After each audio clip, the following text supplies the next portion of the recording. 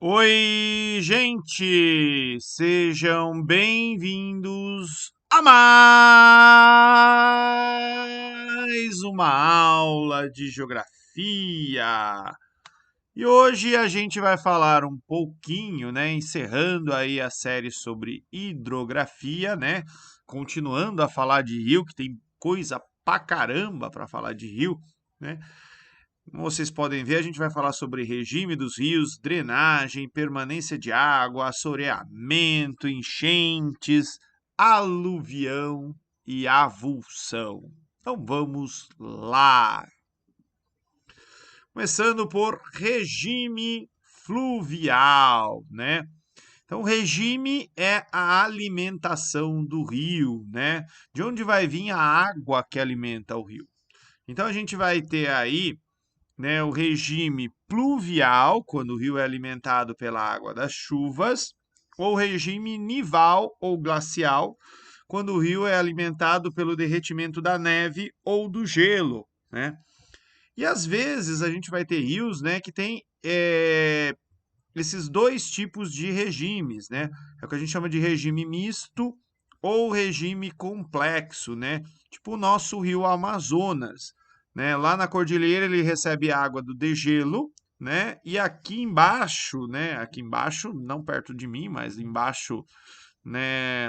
Na região amazônica ali por exemplo, no estado do Amazonas já é bem mais baixo do que na Cordilheira dos Andes, né? Ele recebe água das chuvas, né? E essa expressão misto ou complexo também tem um outro sentido, que é muito usado aqui no Brasil também para o Rio Amazonas, né? Às vezes eles usam essa expressão misto ou complexo para falar de rios, né, que são alimentados, que vão ter afluentes, né, em dois hemisférios. Também é o caso do Rio Amazonas, porque o Rio Amazonas ele tem afluentes, né, da margem direita aqui no Brasil e da margem esquerda. Os afluentes da margem direita, né, estão vindo aqui do hemisfério sul. E os afluentes, isso, o da direita vem do sul e os da direita vêm do hemisfério norte, alguns deles.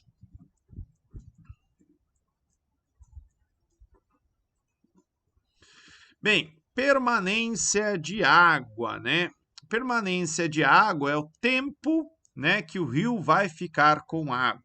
Então a gente tem aí rios perenes ou rio permanentes, né? Que não importa a época do ano, se é chuvosa, se é extremamente seca, sempre vai ter um fiozinho de água correndo nele, né? Então são rios perenes ou permanentes, né?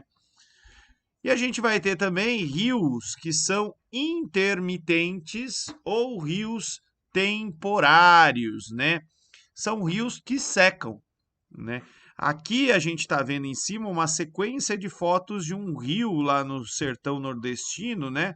Aqui, ó, eles com um leito seco, daí deu uma chuva, ó. No dia seguinte está bem cheio, só que aí passou a chuva, ele já começa a esvaziar, né? E aqui, ó, no deserto do Saara, o rio Nilo é um rio perene nessa região. Mas aqui dá para ver, ó, vários risquinhos aqui, né, de rios intermitentes ou temporários, né? Aqui, ó, um leito de rio intermitente. Deixa eu abrir o Google Earth para mostrar uma curiosidade aí para vocês.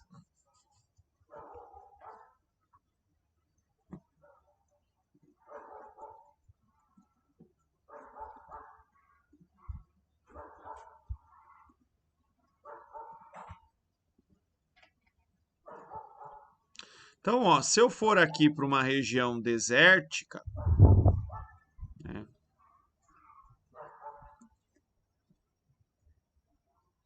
ó, aproximando bem, a gente consegue ver aqui, ó, rios, né? Isso aqui são leitos de rio seco, né? Vários deles. Se chover, né, vai ter água correndo aqui, né? Essa água vai durar pouco tempo, provavelmente vai infiltrando, infiltrando e sumindo no caminho, né? Mas isso aqui são leitos de rios. E, curiosamente, né, se eu mudar de planeta,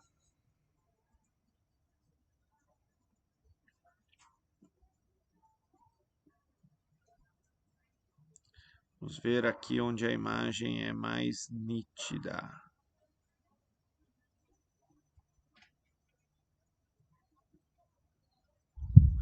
Tem alguns lugares de Marte que tem umas imagens mais atualizadas.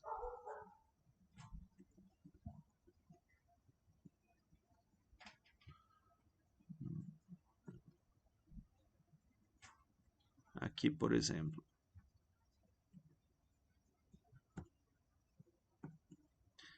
Aqui, ó, esse risquinho aqui, ó, pode ser um leito de rio, né? Aqui, ó, tem mais.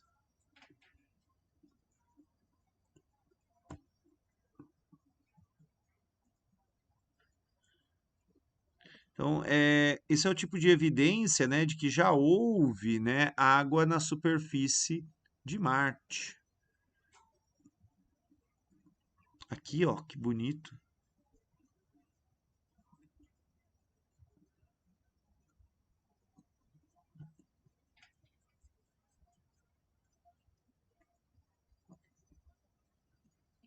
Bem, é isso.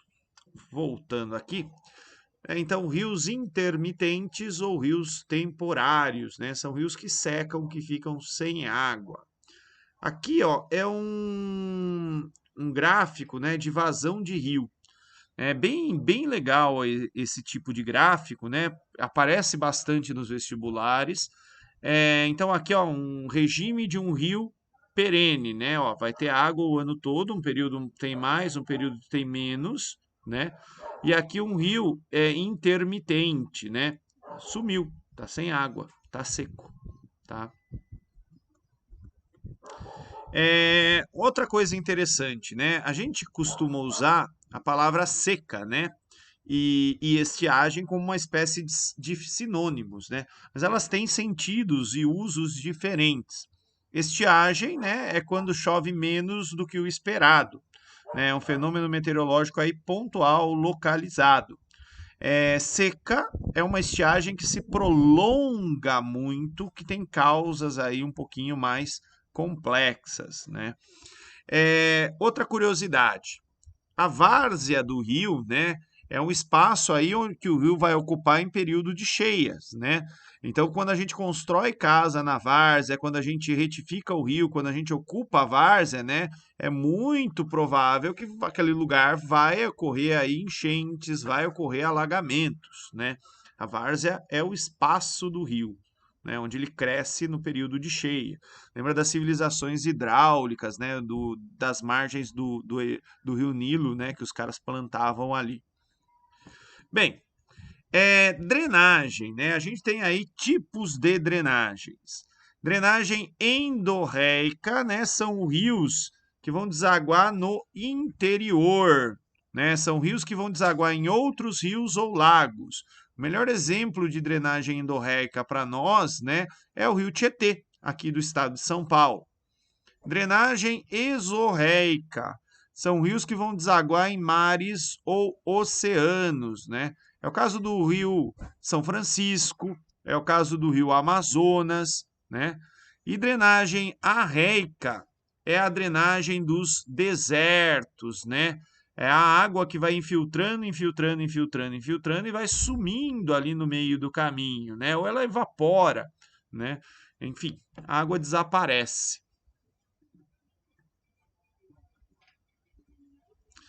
Jusante e montante, né? São os sentidos, né? Quando a gente está, sei lá, navegando ou está descendo pelas margens, acompanhando aí o rio, né? Se eu falo, eu estou indo em direção a montante, eu estou indo em direção a nascente, né? Montante, montanha, um lugar mais alto. Jusante significa em direção a foz, né? Então, aí, ó, por exemplo, ó, montante, né? Eu fiz aqui uma barragem, alagou a montante e diminuiu a correnteza a jusante. Aqui são usos, né, da expressão. Erosão fluvial, né? Como que acontece a erosão fluvial, né? Os sedimentos que o rio transporta, ele pode transportar de várias formas. Pode transportar por suspensão, sedimentos mais leves, sedimentos mais pesados, né? Vão saltando, eles levantam e caem, né? E a gente vai ter aí tração ou rolamento quando ele vai sendo empurrado aqui no fundo do rio, né? Essa tração ou rolamento geralmente vai dar origem àquelas pedrinhas arredondadas que a gente encontra perto de rio, que são os seixos rolados, né? Aqui é um rio de planície, né? Dá para ver os meandros, que são as curvas, né? Aqui é ao longo do tempo, né? Então, esse daqui era o canal original em vermelho, e ao longo do tempo o rio vai erodindo de um lado, ó, e depositando sedimentos do outro. Aqui ele faz o contrário, né? Ele erode para cá e deposita sedimentos para cá. Isso vai, né, mudando o curso do rio ao longo do tempo, né? Como é que funciona isso, né? Então eu tenho aqui, ó, uma outra visão de frente agora, né? Então onde eu tenho mais força, eu tenho a margem de corte. Onde a velocidade fica mais lenta, né, desse lado aqui, vai depositando sedimentos, né? E aqui um outro exemplo também em relação à profundidade, ó, na margem de corte, a profundidade é maior. Na margem oposta, né, vai acumulando sedimentos. E lembrando, né, que preservar a mata ciliar, né, ajuda a manter o rio ali no seu curso, no seu lugarzinho, né? E, além disso, né, a mata ciliar previne um outro fenômeno que é o assoreamento, que é a deposição de sedimentos no fundo do rio, né? Daí o rio fica mais raso. Além de prejudicar o tráfego de embarcações, prejudica a própria vida do rio, pode gerar enchente em outros lugares, enfim. É um processo aí um pouquinho complicado, um pouquinho chatinho. Então, ó, aqui, ó, só para a gente entender. Ó, uma região aqui toda florestada, mata ciliar preservada em 1800, né? Vamos imaginar aqui no Brasil, né? Uma área intocada, né? E a inundação ela ocupava essa área aqui mais baixa, né? E aí vem a gente desmata, tem erosão, desgaste, né? O rio ele perde força, né? Ó, aqui, o nível mínimo do verão dele diminuiu porque não tem mais tanta infiltração, né? E ao mesmo tempo, se chover, como está tudo impermeabilizado ao redor, vai vir água, tudo de uma vez aqui para essa região, que vai alagar tudo, né? Vai alagar as casas. Aluvião. Aluvião é o nome que a gente dá, né, para uma região que tem sedimentos depositados pelo rio. Então, aqui é uma planície de aluvião, né? Uma planície formada por sedimentos. Numa planície de aluvião, a gente vai encontrar, né, rochas, pedacinhos de rochas, areia, argila, né? Tudo depende daquilo que o rio vai transportando, e no longo prazo, isso vai dar origem ao que a gente chama de rochas sedimentares, né? Desculpe. Já que eu estou falando de hidrografia, tem que tomar água também. Então, o aluvião, ele é essa região que forma, né? Formada aí pela deposição de sedimentos. São solos geralmente bons para a agricultura, né? Por conta dos sedimentos que são depositados. Só que o aluvião também tem algumas implicações jurídicas, né? Aqui vocês estão vendo, ó, um exemplo, né, de um aluvião, né? Então o cara tem essa propriedade aqui que ela, imaginando que ela vinha até aqui, né? E aí o rio foi sedimentando nesse pedaço, ele formou uma planície aluvial, uma península aqui, ó, uma pequena península. Então é como se a propriedade desse cara aqui crescesse, né? Ele ganhou isso de terra. E aqui embaixo, né, tem um exemplo do fenômeno contrário, a avulsão, né? Se o rio erodiu, ele estava passando reto aqui, mas ele entrou e começou a erodir esse pedaço, esse cara perdeu, né? Ele não pode falar, pô, essa areia que depositou aqui era minha, então eu vou ser dono desse pedaço. Não, sinto muito, né? Isso está no Código Civil, tá? Aqui um outro exemplo também ligado ao fato do rio secar, né? Então, se eu tenho um rio, o rio seca, some, não existe mais, né? Então, e o limite entre duas propriedades é o rio, né? Tanto o proprietário A quanto o proprietário B, né, vão ganhar terra, né? Eles vão ocupando aí até o rio. E aqui algumas questões, né, sobre rios. Eu já usei esse gráfico, né, quando eu estava explicando, né? Isso daqui é um rio perene, né? Tem água o ano todo. Isso daqui é um rio intermitente, né? Ele secou aqui nesse período. Considerando as informações dos gráficos, assinale a correta. O volume de vazão dos rios é similar? Não. Aqui vai de até 900, né, 700 metros cúbicos por segundo. Esse daqui chega a 300, 320. Os dois rios possibilitam durante todo o ano o abastecimento humano? Não. A captação de água dos rios A e B pode acontecer durante todo o ano? Também não. Os rios apresentam regimes fluviais diferentes. A corresponde ao regime pluvial tropical, né? Chuvas aí o ano todo. Principalmente no verão, né?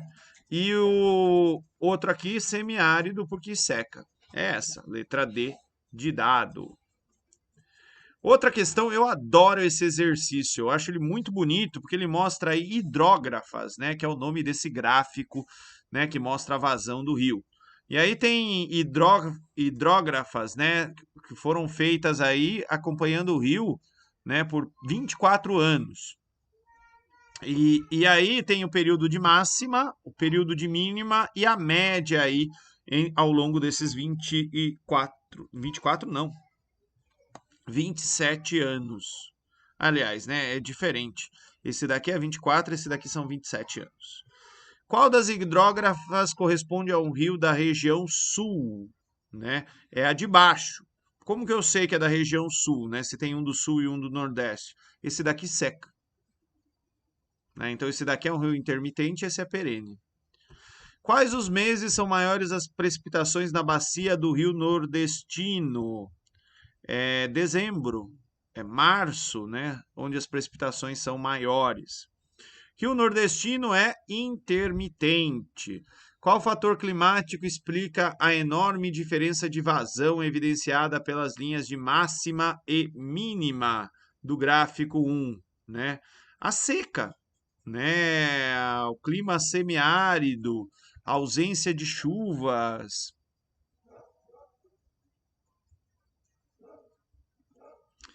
E aqui, penúltima questão, né, da Unesp. Eu não sei o que é esse R. Qual é a dinâmica pela qual evolui a rede de rios? O sistema evolui espontaneamente para o estado mais conveniente de energia mínima, impulsionado por fluxos de água e energia vindos de tempestades, avalanches e transporte de sedimentos. Trata-se de um processo de auto-organização da paisagem.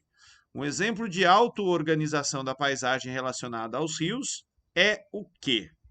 Né? E aí vamos dar uma olhadinha, né?